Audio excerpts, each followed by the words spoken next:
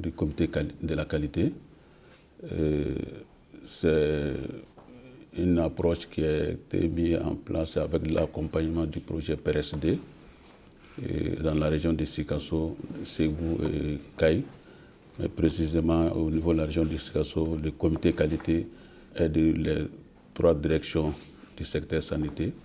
Et c'est aussi au niveau des 2 centres de Kadiolo, Sikasso et Koutiala. Le comité de la qualité du CCRF de Kadiolo, dans le cadre de sa mission d'appui conseil au district sanitaire de Kadiolo, et notamment au médecin-chef du CCRF de Kadiolo, nous avons eu à faire des propositions d'amélioration des conditions de travail dans les CCRF, notamment en faisant des propositions concernant les descriptions de postes, les descriptions des tâches. Nous avons proposé à ce qu'une tarification soit élaborée et affichée au niveau de tous les guichets et de toutes les pharmacies. Nous avons eu à faire des propositions, notamment ce qui concerne l'enquête d'opinion sur la satisfaction des usagères et usagers dans nos structures de santé, que ce soit au niveau du CCRF de Kadiolo ou même que ce soit au niveau de nos aires de santé, notamment dans les centres de santé communautaires. Le comité de la qualité, dans le cadre de son rôle de soutien à l'équipe cadre du district sanitaire, nous avons eu à élaborer les règlements intérieurs du CCRF de Kadiolo par sollicitation du médecin-chef. Nous avons également sollicité qu'il y ait un registre de présence du personnel. Donc pour cela, nous avons sollicité les médecins-chefs pour qu'on puisse élaborer un plan de masse. Le comité de la qualité du CCRF de Kadiolo a réfléchi donc pour que dans le cadre de sa mission de promotion, voir ce qu'on peut faire pour améliorer la qualité des services, notamment en ce qui concerne la salubrité, la prévention et le contrôle des infections. Donc pour cela, nous avons initié un concept qu'on appelle concept de l'unité ou service propre et également un concept agent qualité de l'année.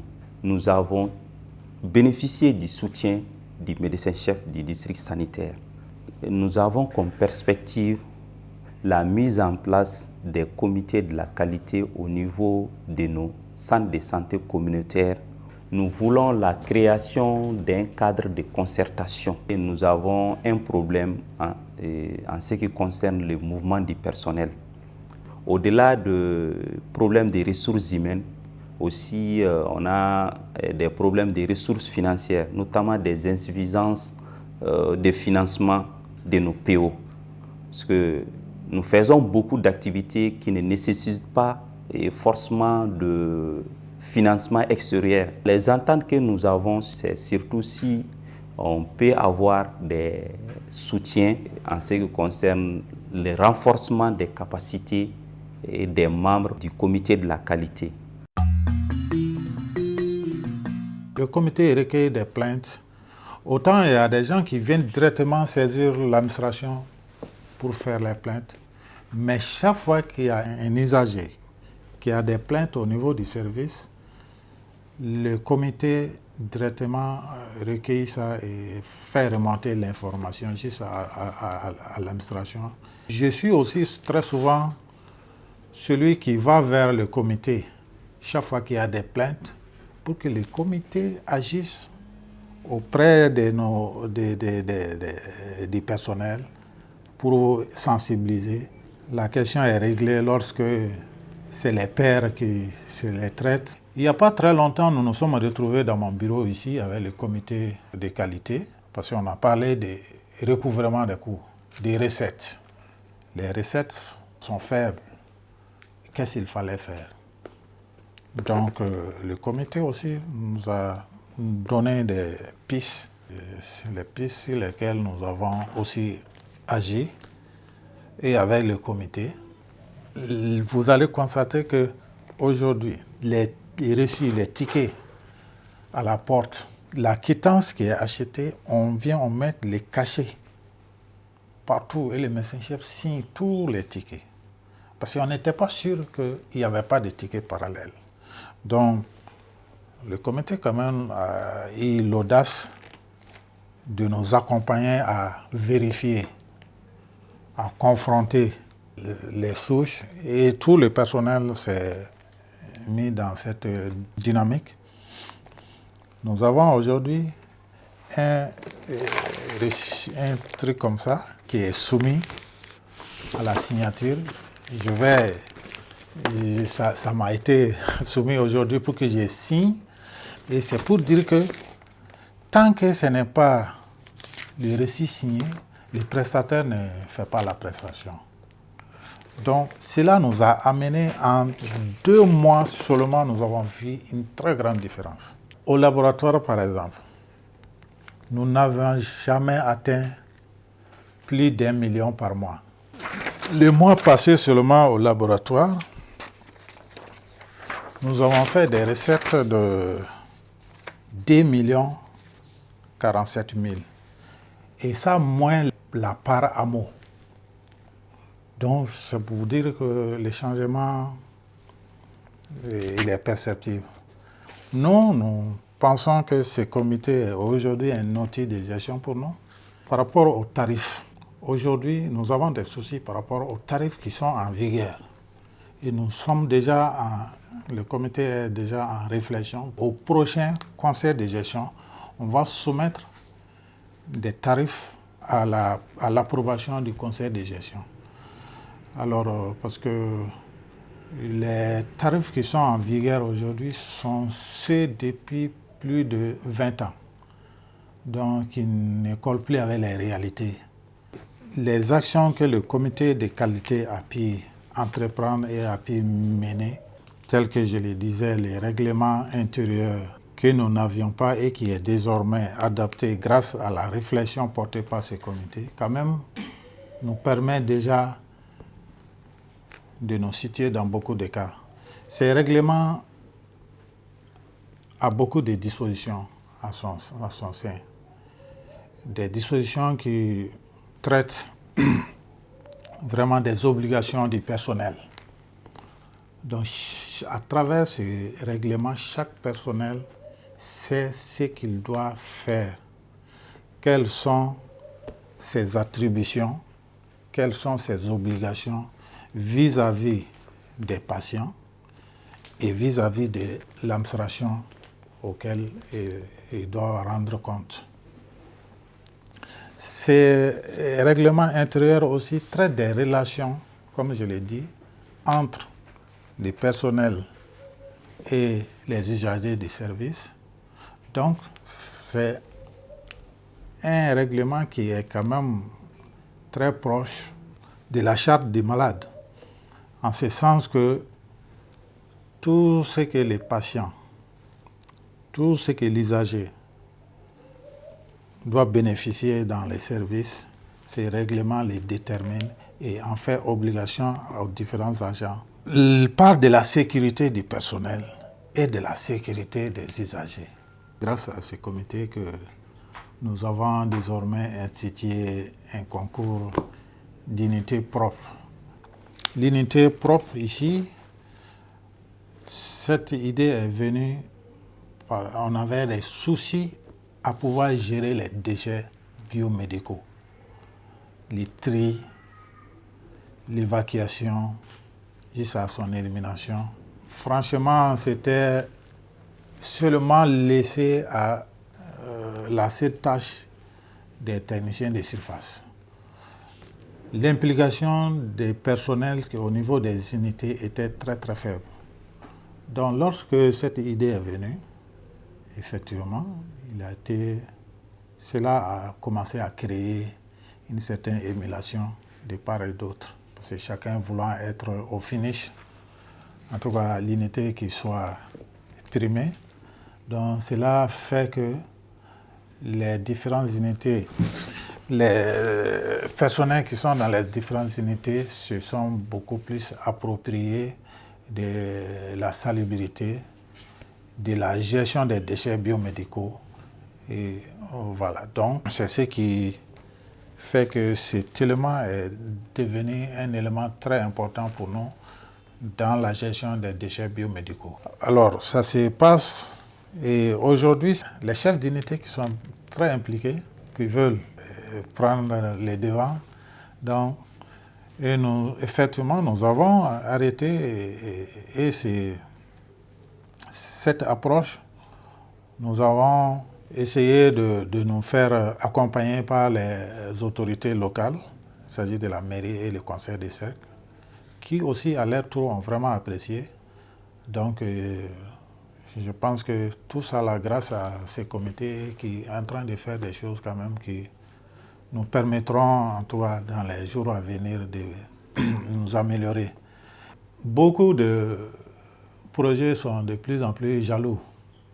Sinon, ils viennent avec leur stratégie de création de comités. Mais depuis que nous sommes là, nous avons dit, nous ne créerons plus d'autres comités. Nous avons déjà notre comité et tous ceux qui viendront vont s'inscrire dans ces comités. Ces comités étant désormais un outil pour nous, tout d'abord, nous l'avons dit, la motivation elle n'est pas que pécuniaire, elle est surtout, il faut reconnaître ce que l'individu fait. C'est ce que nous essayons de faire. Ces comités, quand même, nous ne ménageons aucun effort pour vraiment les reconnaître sa vraie valeur au niveau de la structure. Et c'est pourquoi nous ne cessons de les féliciter et de les encourager dans ce qu'ils font. Le comité de la qualité a un rôle de conseil auprès des directeurs et des chefs de service. Nous avons aussi conseillé aux directeurs de faire les réunions de la division santé, parce que la division santé, c'est un gros morceau de la direction et toutes les activités de la santé sont au niveau de cette division.